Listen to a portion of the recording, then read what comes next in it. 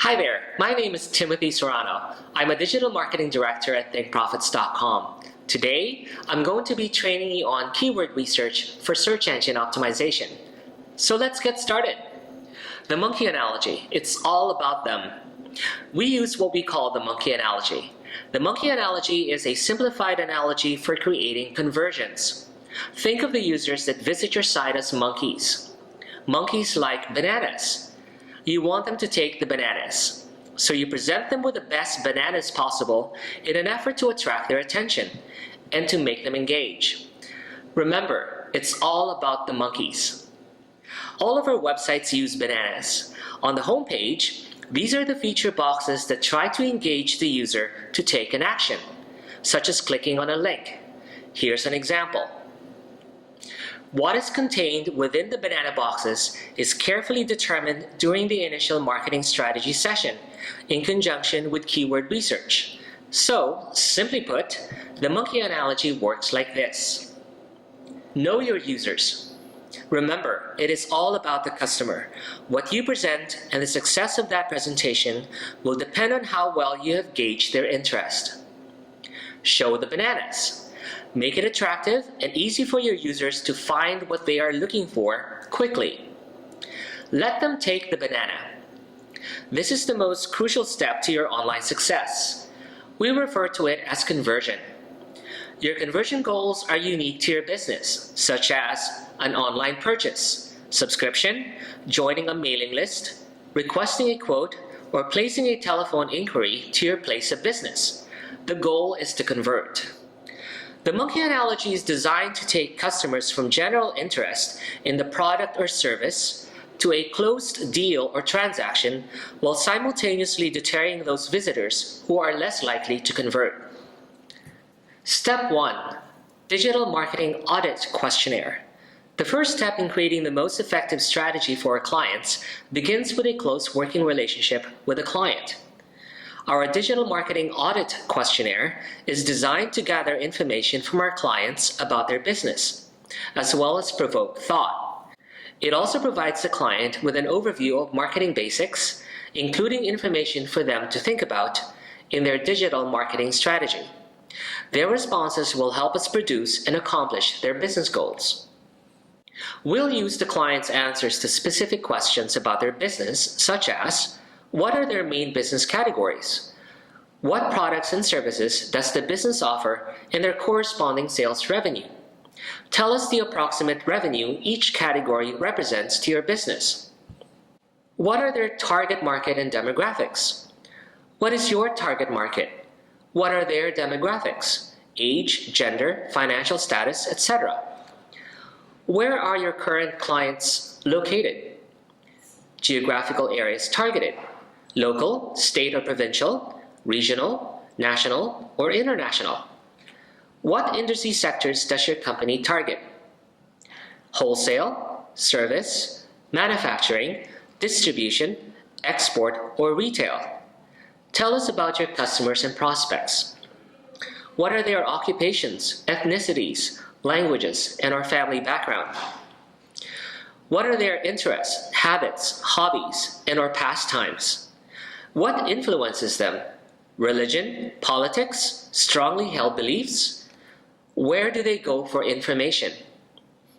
Once we have the answers to these questions, we can derive valuable insights on the attributes of the monkeys whom we want to attract and speak to, and prepare the bananas to attract them with, beginning with keyword research for SEO copywriting.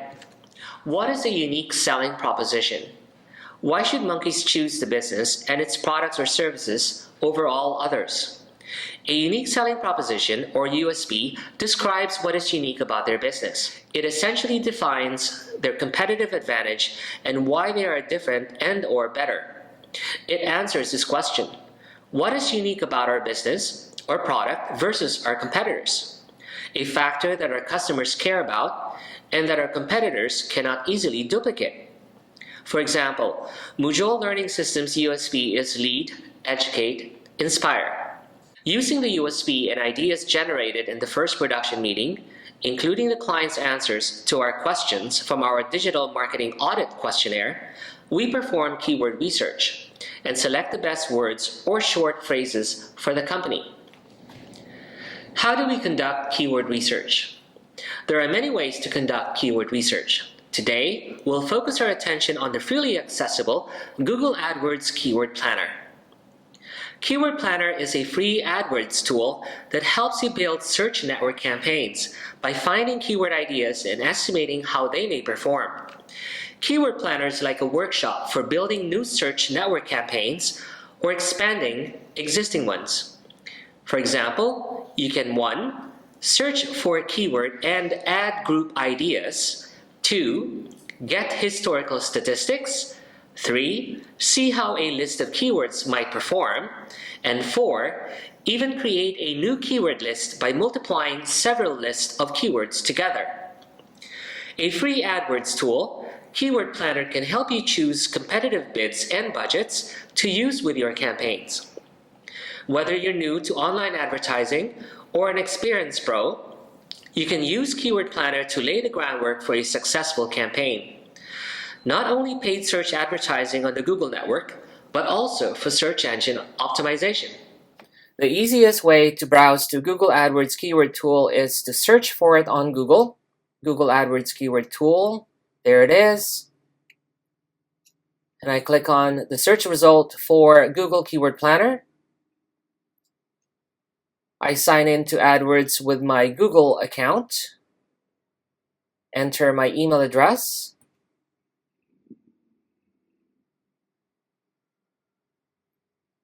and the password. Now I am logged in.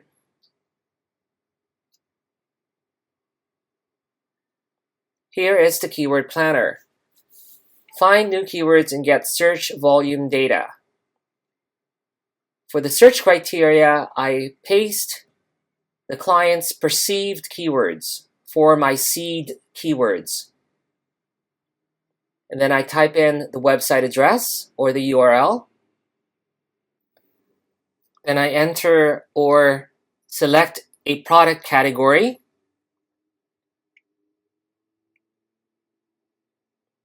Targeting Canada and the United States in English. Everything else is correct. Now I click on Get Ideas. And now I see 2 tabs, the second tab of which is Keyword Ideas. I click the tab, and these are my search terms beginning with the seed keywords, which are the client's perceived keywords.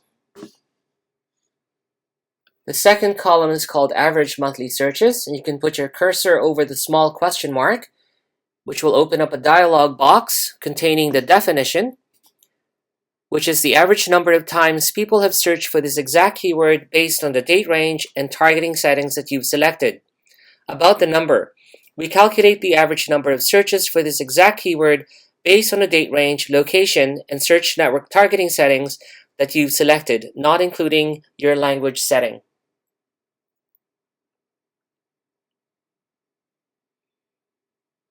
And the third column is called the competition, which is the number of advertisers that showed on each keyword relative to all keywords across Google. How it's calculated. We calculate the number of advertisers bidding on each keyword relative to all keywords across Google. This data is specific to the locations and search network targeting option that you've selected. And the fourth column is called the suggested bid. It is the recommended bid for a keyword idea. What it is, a suggested bid is calculated by looking at the costs per click, or CPCs, that advertisers are paying for a keyword, taking into account the location and search network settings you selected. Scrolling down, I see my keyword ideas sorted by relevance. And then from here, I will download an Excel file by clicking on the download button.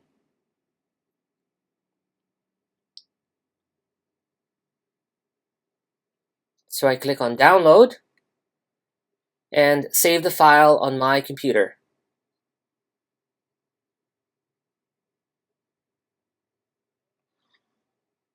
I'm opening the CSV file that I downloaded from Keyword Planner to my desktop, magnifying the view of the spreadsheet and expanding the width of the columns so I can see my data better. I see that my seed keywords are showing good data for average monthly searches, competition, and suggested bid. Now I've saved the same file to an Excel file and organized my keywords into primary and secondary keywords based on my understanding of the client's perceived keywords and their interplay with new keyword ideas sorted by relevance from the Keywords Planner. I've also identified long-tail keywords with more specific intent that can be used for new landing pages as well. With my organized set of keywords, we can now make our keyword recommendations to the client. The result is an SEO landing page that is professionally written about the product or service, including its definition, benefits, sales process for conversion. With our design expertise focusing on user experience, related images, videos, and client testimonials about the product or service, the SEO landing page is optimized with our recommended keywords for search engines. We recommend that the bananas on the homepage link to your key landing pages.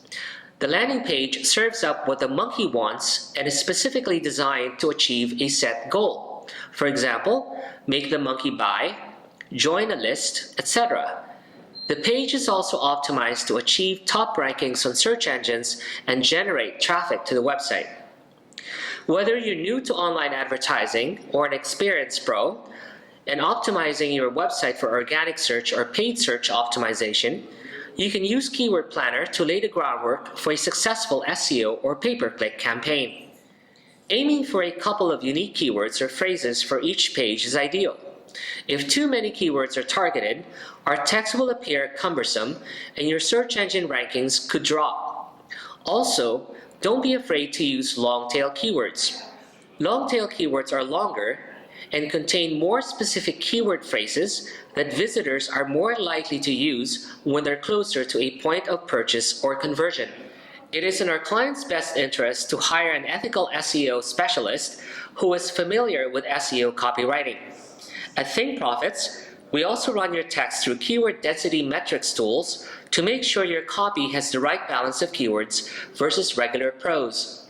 SEO copywriting uses specific keywords that increase your likelihood of being crawled and indexed by major search engines such as Google and Bing.